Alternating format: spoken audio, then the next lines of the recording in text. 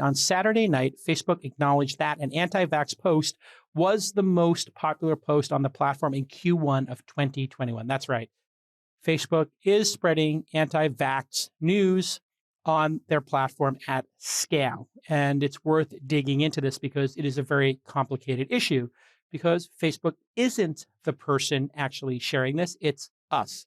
Consumers are choosing to share and amplify anti-vax posts. And of course, Facebook is the platform allowing that. So the grand debate will continue.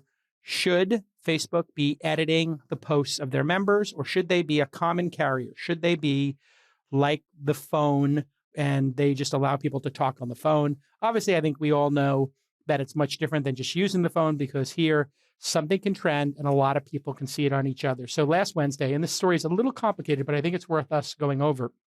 Last Wednesday, Facebook released their first ever content transparency report, which covered the second quarter of 2021. Now, it's important to get the quarter straight here. Second quarter, obviously, April, May, June. First quarter, January, February, March. 4 quarters in the year, 3 months in each. You might remember that we covered Facebook's internal transparency battle on episode 1247 of This Week in Startups back in July. This was the story in which the New York Times' Kevin Roose inserted himself into the story by creating the Facebook Top 10 Twitter handle using data from CrowdTangle, which is a company that Facebook bought.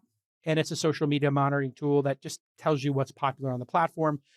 And the sort of negative take on that on Twitter, which is left-leaning, was that Facebook is right-leaning. Big shocker. Facebook is something that people all across the United States use, and it's right-leaning. Twitter is something that elites in coastal cities, in democratic places, and journalists are addicted to, and it leans left.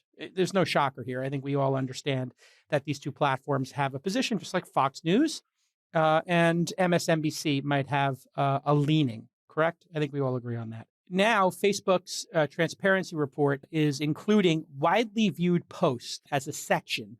And this featured the top 20 most viewed posts over the 3-month period from April to June of 2021. The list included a bulldog puppy meme, which is in my wheelhouse and I'm all for, a post from Joe Biden, and was mostly filled with response baiting posts like, "What is something you will never eat no matter how hungry you get?" Let me think about that.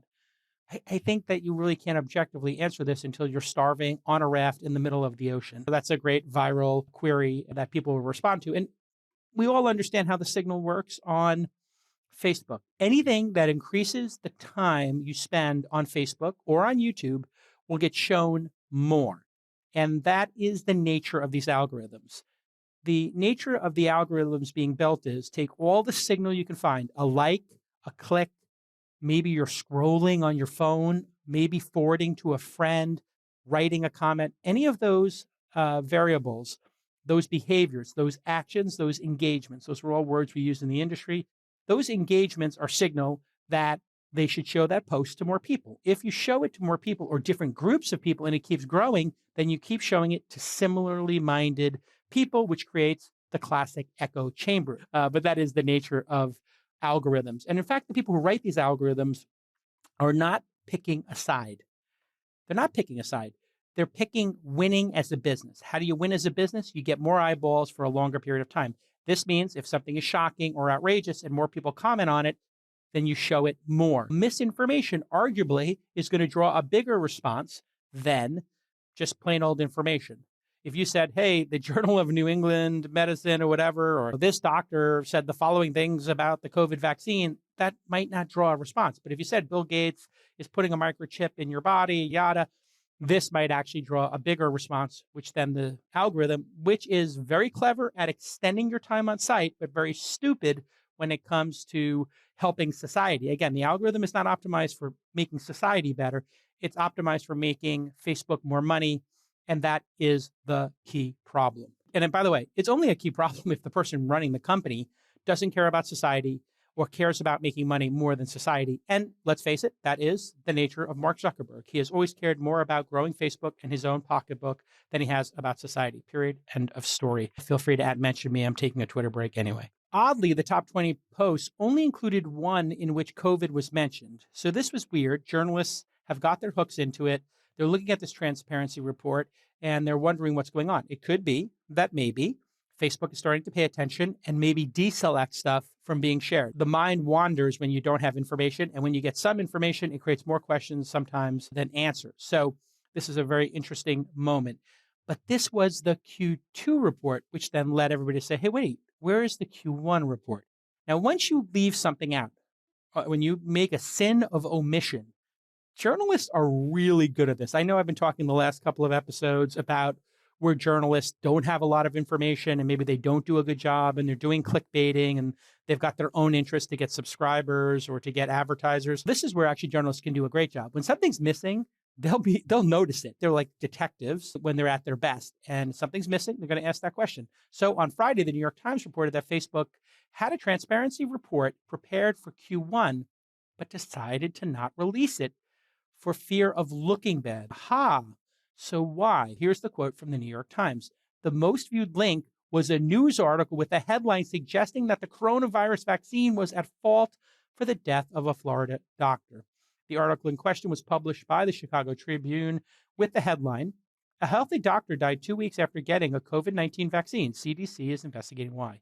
And this is the kind of headline that we've all been seeing, where the fear-mongering amongst the press and the way the press presents information is completely, at worst, they're doing it to get the most cynical version of why publishers are writing these headlines is fear-mongering to keep you tuned in to CNN. Breaking news, everybody's dying of COVID. And then they never tell you exactly what's happening. You'll hear that pediatric ICUs are full, but they never tell you how many people are in a pediatric ICU. They never tell you the denominator. They never tell you the numbers. They tell you it's surging. They tell you it's breaking, all the stuff. They don't really want to give you the numbers because the numbers actually might be there were 4 pediatric beds and now there's 5, and that 5th child was put in their regular ICU, and it's not a problem. When the news is playing these kind of games, they lose trust. And so here you have it. Facebook has this headline with the Chicago Tribune, which I think is a kind of crazy anecdotal story. One doctor and the CDC is investigating why. You really don't want to print a headline like that. One could argue that the Chicago Tribune is doing a bad job by putting a headline like that, and people have, which is it's fear-mongering. It's done to get clicks. If a healthy doctor died 2 weeks after getting the COVID-19 vaccine, they should put how. Was he hit by a bus? Was she somebody who had an allergic reaction to it? What are the details here? And the CDC investigating, that doesn't really mean anything. Maybe they're investigating all people who died after a vaccine shot.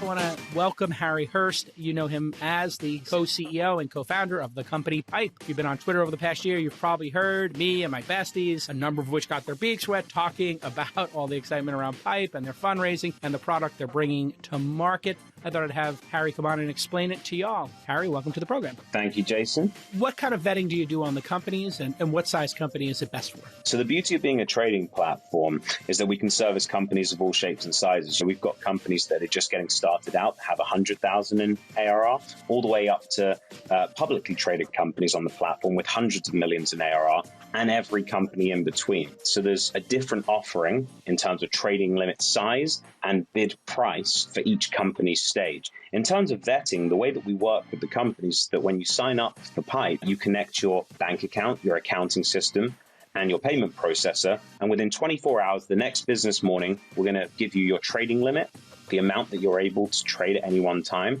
and the bid price, the amount of cents on the dollar that the capital markets are willing to pay for the annualized value of your revenue streams. All right. Thanks again, Harry, for coming on the pod and explaining that with Pipe.com, there is no debt, no loans, and most importantly to me as an angel investor, no dilution. If you sign up at Pipe.com/twist, they'll eliminate all your trading fees for 1 full year. What a generous offer. Pipe.com/twist, so you can save up to tens of thousands of dollars. Happy piping, everybody.